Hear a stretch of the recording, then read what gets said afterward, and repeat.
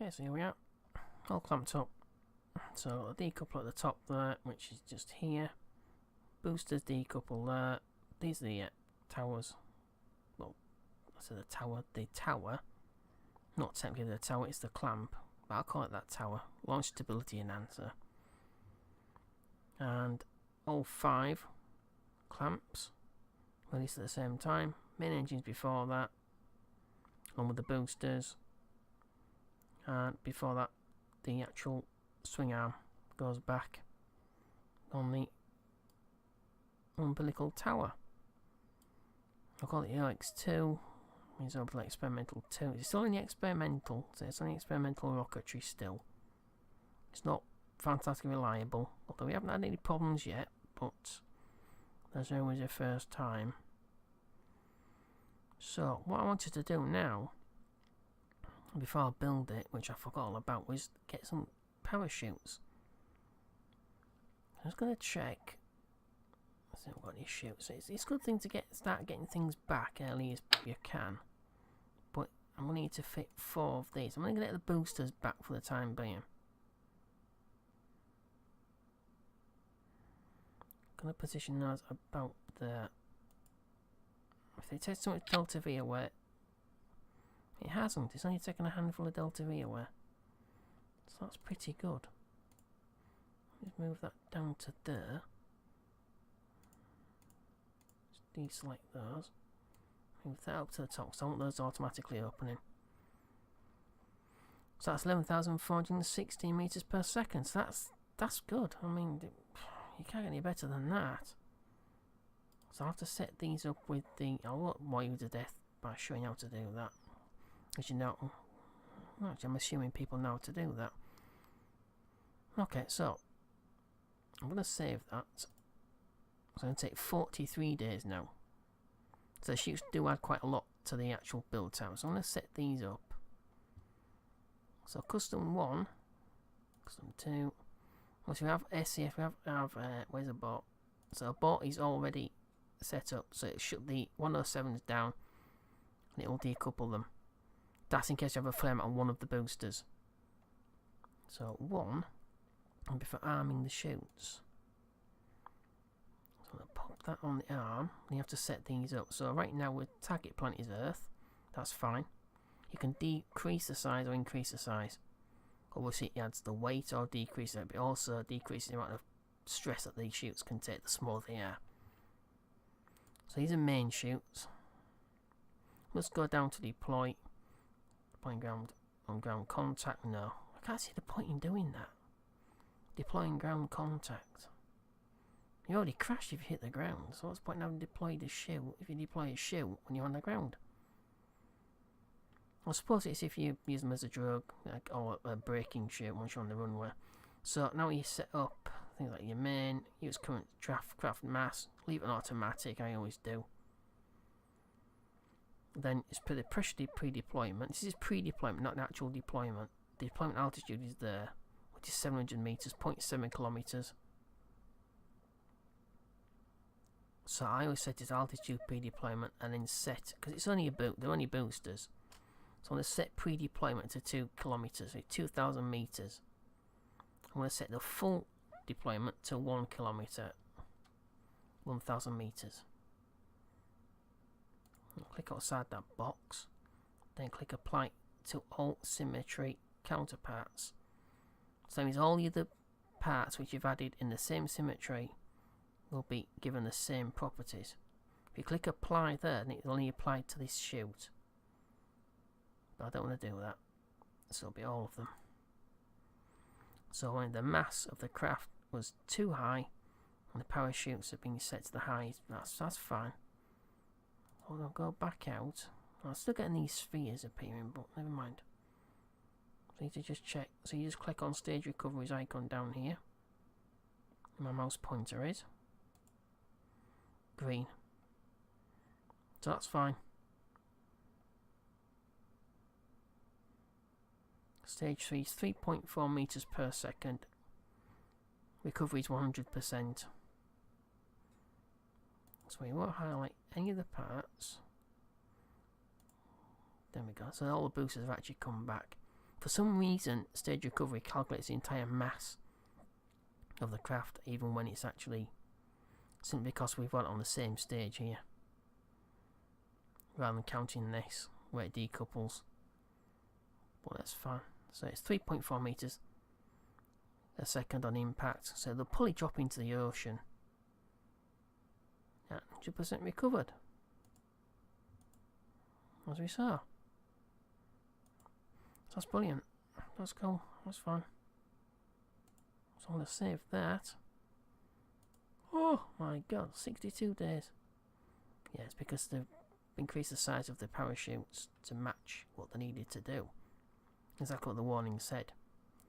So that's 62 days. Oh my god. Okay, so I check the right, anchor tower, ignition, roller clamps, decouplers, decoupler at the top on the nose cone. That's not fantastically important, but you know, it's nice.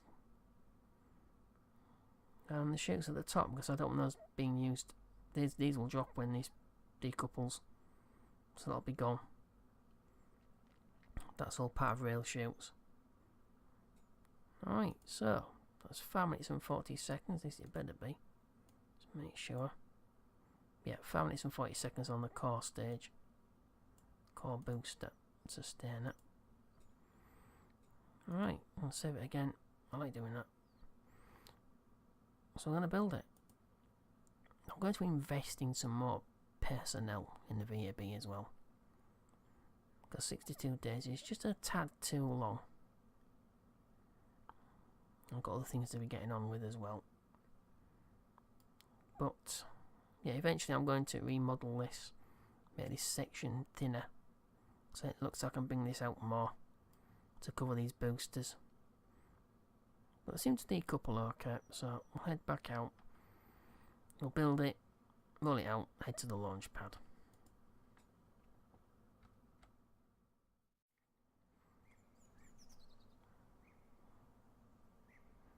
Okay. I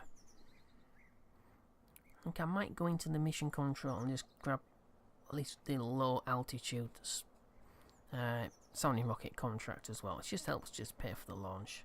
A little bit sneaky, I suppose, but it'll pay for about half the launch.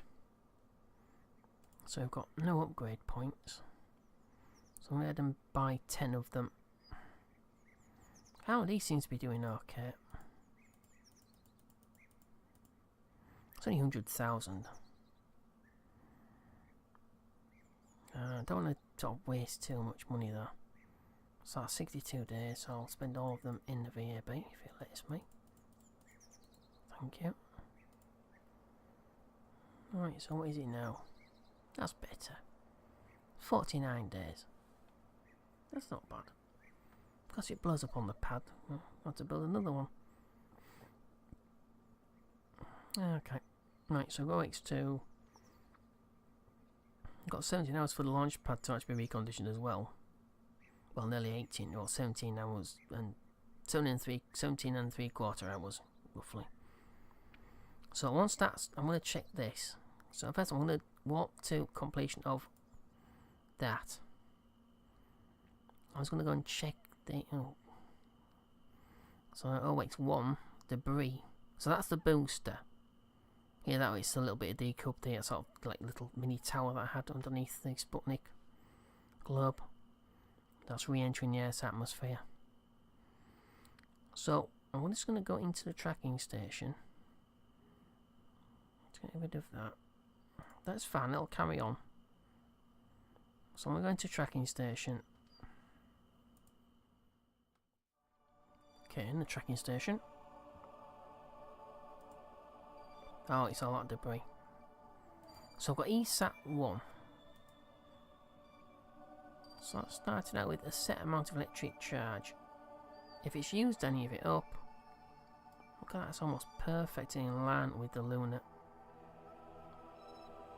Look at that, that is almost perfectly in line with the line of the moon's trajectory, orbital path. Purely coincidental, I assure you. But that's perfect. Okay, so I don't think I've got any information on this. If I have, I've no idea where to actually find it.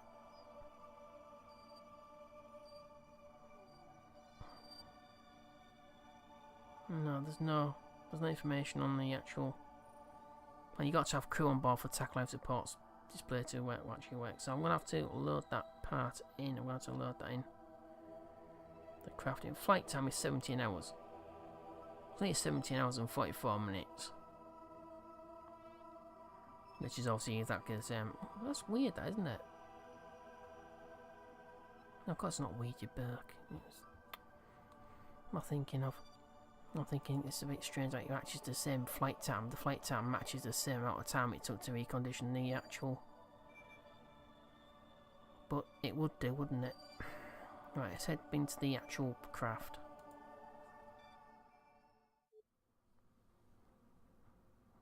Okay, so here is the original craft.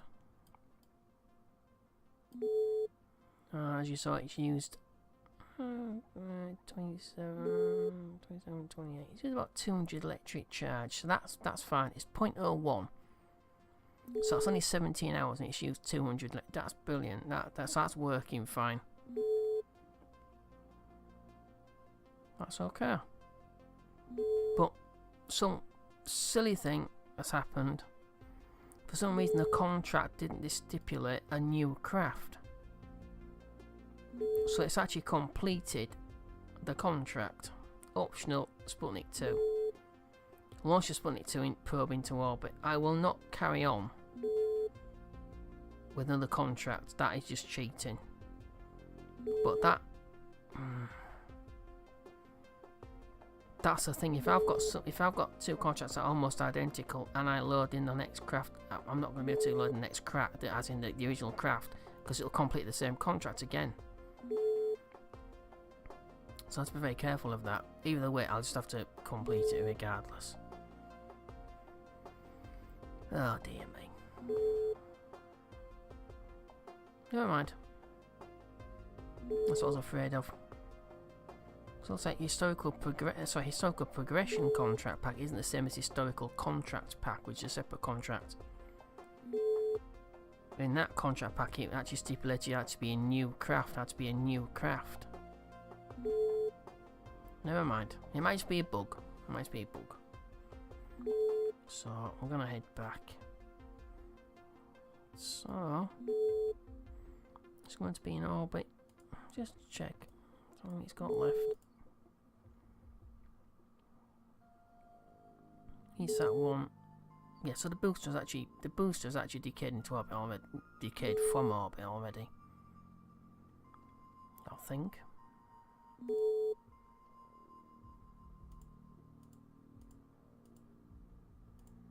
Yep, I think so. So this has got 27.3 days. That's not actually right. You said 20. Was it 29 days? No, 27. It's 27.6 days. So that's fine. This will decay in just under a month, so we should get the alert while we're actually warping to completion of Sputnik 2. Okay, let's head back to the Space Center.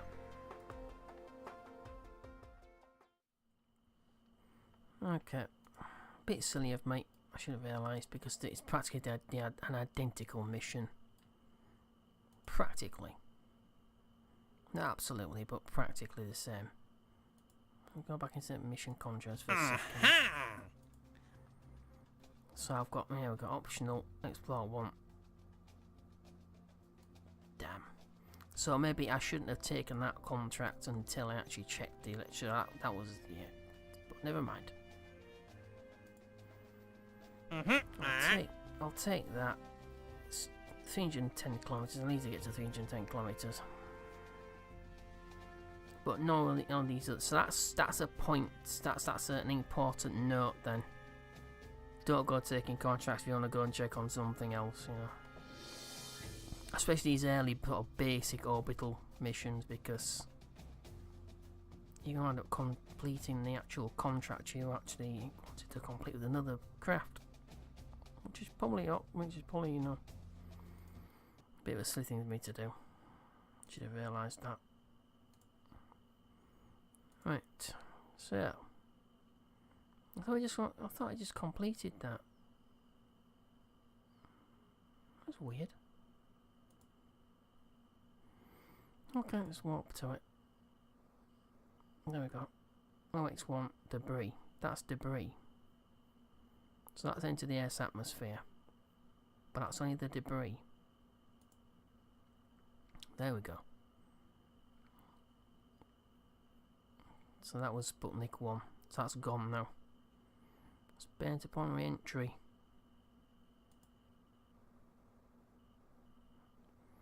And some more. Splashed down hard, did it? Don't wonder. You tend to sort of deal with that. So there's all the debris falling back to Earth. So that's orbital decay for you. So you nearly always get alerts. You don't always get alerts quite that sort of precise.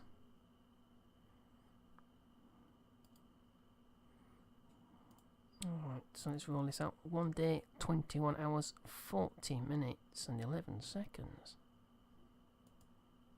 That's a long time.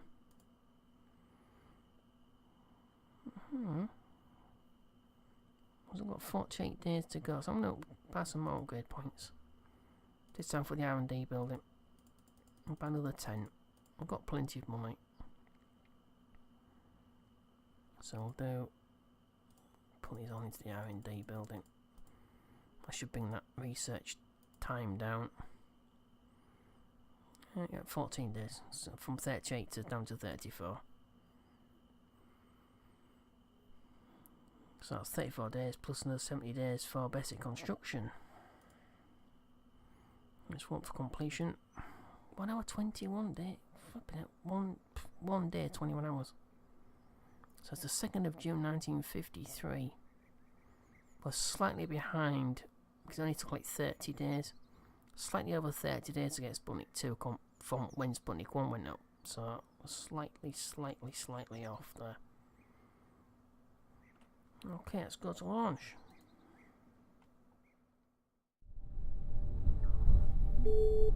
Right. So, for some reason I don't seem to be getting much in the way of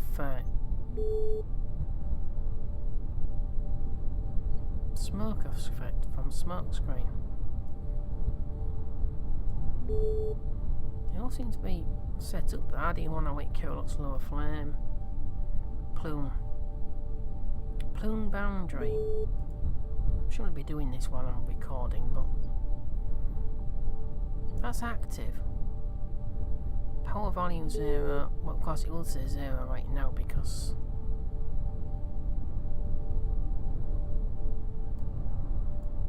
it's not active. But that's yeah, I don't get what's going on there. But never mind.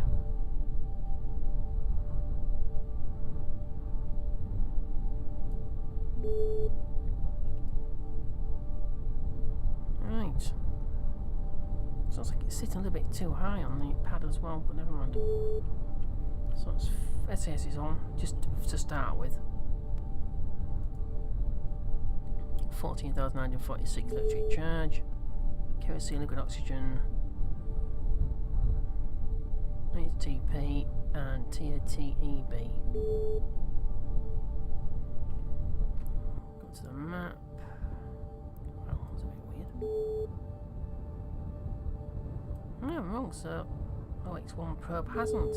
So that's the booster. So that was it. We know it was 49 days, I believe. On that.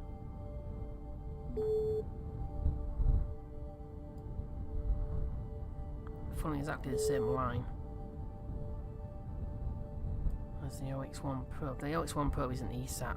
It would say ESAT on it, but ESAT's burnt up in the Earth's atmosphere. It's coming back down. So obviously, because that booster section has got more mass to it, it's obviously accelerating towards its periapsis, towards the lowest point of its orbit. So it's actually sort of stabilising it slightly. So what you can find with an eccentric orbit means that a high apoapsis compared to the periapsis, which can be very low, it can actually cause it to actually stay up in orbit for longer than something that's a circularized orbit will actually degrade faster, which is a bit weird. You think it'd be doing that, but the thing is, it's because it's coming down, so it's accelerating fast towards its lowest point. Whereas if it's circularized, it doesn't have that ability. It doesn't accelerate, it's just going round. Whereas if it goes out like that, it comes back in. Say this yellow point is the planet, and you go right out here, and you accelerate it as you're coming down. So it can actually push your periapsis out and bring your apoapsis down. But it causes it to take longer to deorbit.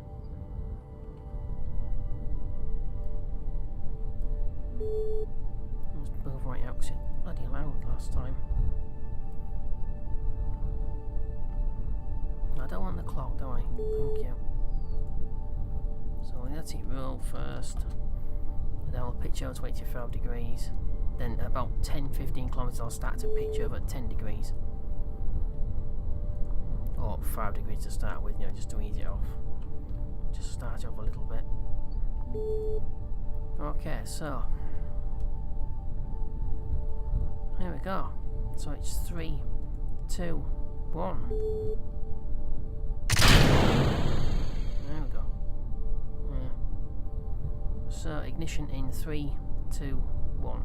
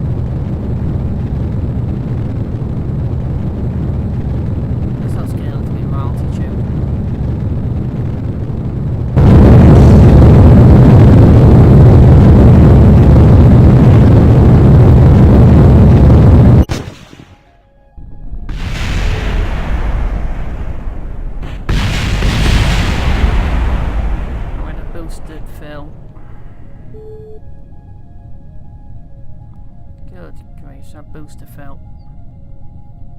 So as I moved out away from the actual launcher itself, so the booster failed. Ah, dear me. Yeah, not fantastically reliable, are they? Ah, well. That's the way the cookie crumbles sometimes. And we're not going to crash back down onto the...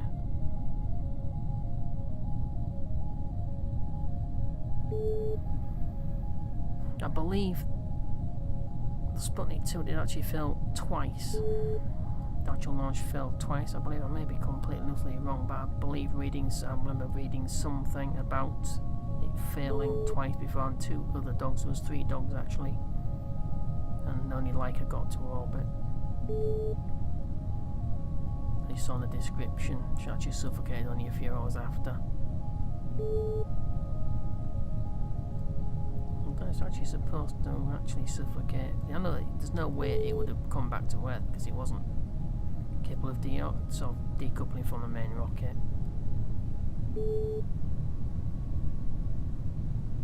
Yeah, that was a booster. Because I looked at the map, it's again Sod's law, isn't it? You know, you look away and something goes wrong. Something goes wrong as per usual.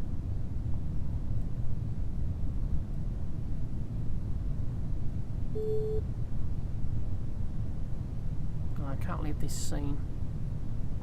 Something inside the atmosphere, unfortunately.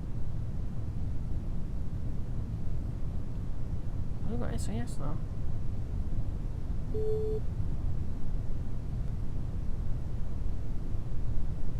And 2 of those boosters are still in fact, they're all intact. So where is it?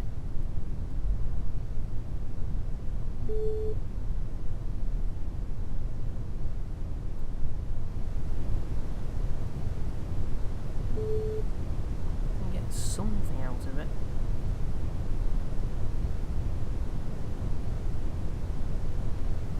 Don't think I'm going to get anything out of this because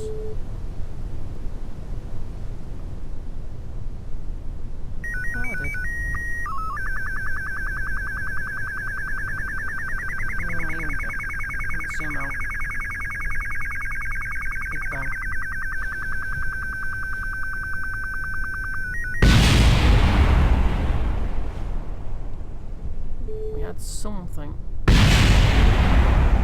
Something splashed down just that. Whoa, whoa, whoa, whoa, whoa. Wow. Yep, that's 2 more bits in the ocean. Like the boosters. But we're still left with 2 non-deployed chutes.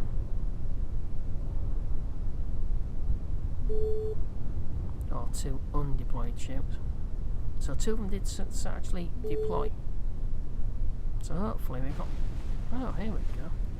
There we go, so they have deployed. But have they actually got anything attached to them? I don't know if they actually have. No. They wouldn't be bouncing around like that. I'm pretty sure if they had any weight on them. So that's just the chutes coming back.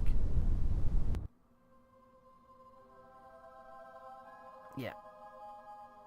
One of the 107s. Exactly that. 1 minute, 1 second. Just the actual instance I tapped on the MK to go to the map. I don't think that was I don't think that's just a coincidence. I don't think it actually caused it. So I think it's in 6 seconds total time. Actually 1 minute, 1 second. RD107 at 8D74. PS failed engine shutdown. And it tipped the whole launcher over, exactly what I was afraid of. That's the thing about using lateral boosters.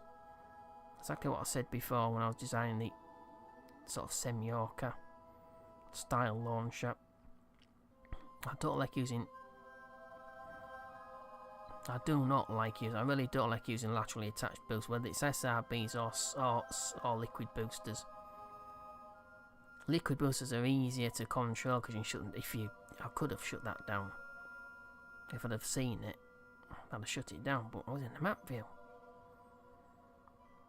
Okay, well, Let's head back. Nothing else to do. Not to rebuild another one.